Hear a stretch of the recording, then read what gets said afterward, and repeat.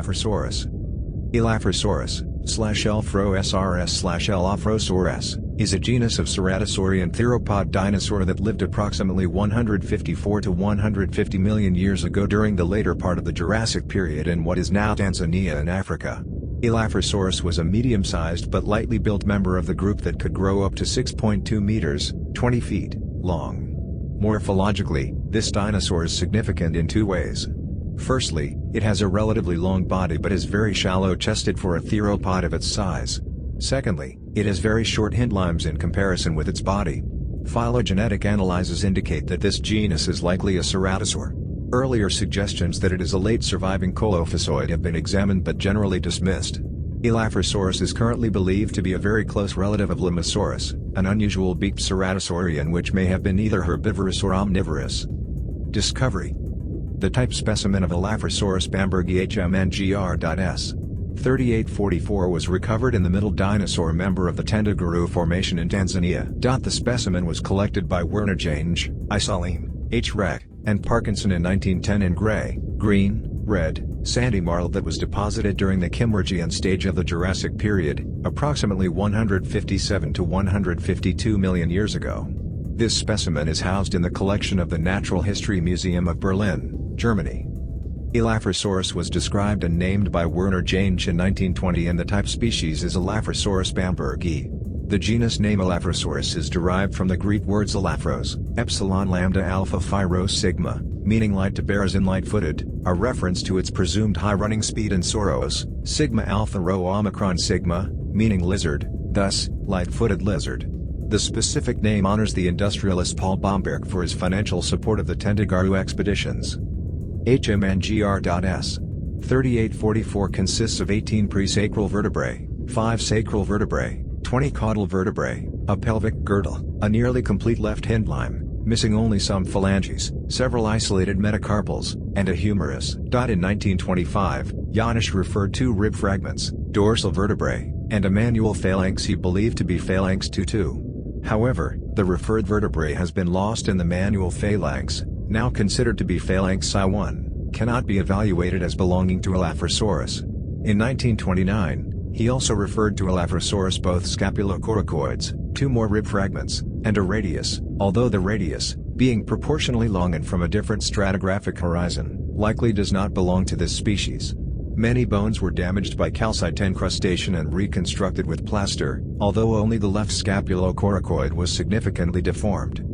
A related animal, perhaps the same genus, was found in stratigraphic zones 2 to 4 of the Morrison Formation. Few theropod skeletons have been found, most discoveries being fragments. Dinosaur footprints from the Niger Republic and from Beit Zayit were attributed to Elaphrosaurus.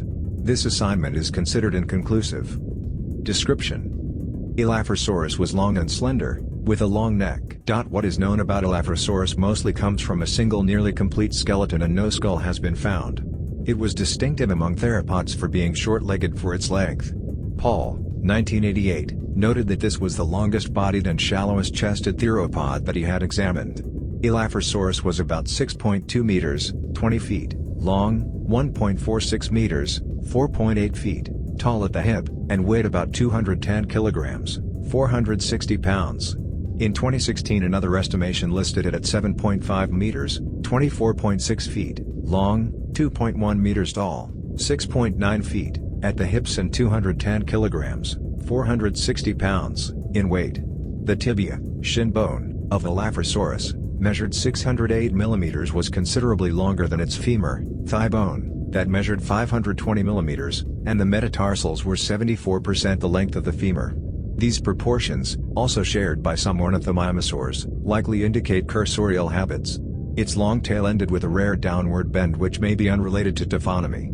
Although the neck of Elaphrosaurus was long, the thin zygapophyses and a lack of epipophyses on the cervical vertebrae indicate that it was much less flexible than those of other theropods and that it may have only supported a rather small skull. These traits argue against Elaphrosaurus being a predator of large prey, and it was possibly omnivorous or herbivorous due to its close relation with Limusaurus. A diagnosis is a statement of the anatomical features of an organism, or group, that collectively distinguish it from all other organisms. Some, but not all, of the features in a diagnosis are also autapomorphies. An autapomorphy is a distinctive anatomical feature that is unique to a given organism. According to Rauhout, 2000, Elaphrosaurus can be distinguished based on the following characteristics. The cervical vertebrae possess thin lateroventral laminae, bordering the posterior pleurocoel ventrally. The cervical vertebrae are strongly concave ventrally, with the ventral margin arching above the mid-height of the anterior articular facet at its highest point. The brevis fossa of the ilium is extremely widened, so that the brevis shelf forms an almost horizontal lateral flange. The distal end of the ischium is strongly expanded into a triangular boot. An amended diagnosis in Rauhout and Carano's 2016 study added that Elaphrosaurus could uniquely be distinguished by pronounced ventrolateral laminae at the posterior ends of the cervical vertebrae, no cervical epipophysis, especially unique among abelosauroids, the distal end of metacarpal 2 offset ventrally from its shaft by a distinct step, the proximal end of metatarsal 4 almost 2.5 times deeper anteroposteriorly than wide transversely, and a very short ascending process of the astragalus, if identified correctly. Classification. Elaphrosaurus was first described by Jansch as a coelophysoid. At the time, Coelophysoid was a wastebasket taxon for small theropods. Then, Elaphrosaurus was placed in the family Ornithomimidae by Franz Nopcsa in 1928 because of its light frame and the fact that its humerus is straight and slender, with a low delta pectoral crest. Jansch himself rejected this assignment, believing any resemblances could plausibly be explained by convergent evolution. By the middle of the 20th century, Elaphrosaurus was usually seen as a member of the Coelurdae. However, Nopcsa's hypothesis was revived by Dale Allen Russell in 1972, and confirmed by Peter Malcolm Galton in 1982. In 1988 Gregory S. Paul remarked that upon closer examination its limbs approximate those of Coelophysis and suggested a position in the Coelophysidae.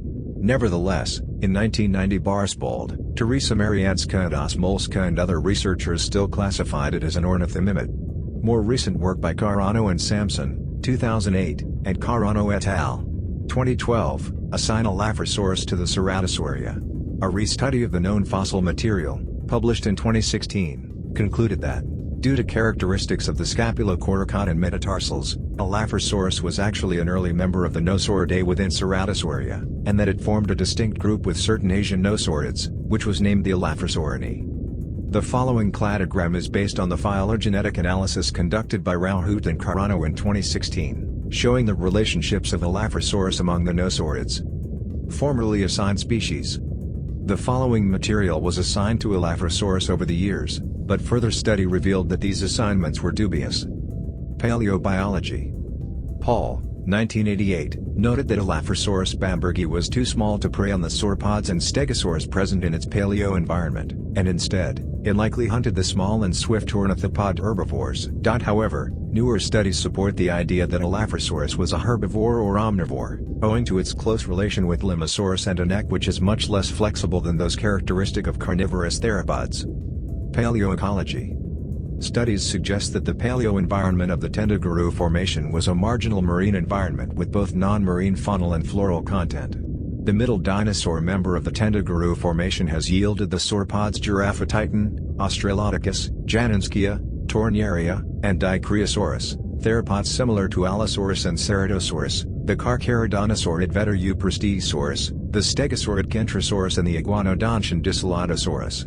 Dinosaurs shared this paleo-environment with pterosaurs like Pterodactylus and Rhamphorhynchus, as well as with early mammals.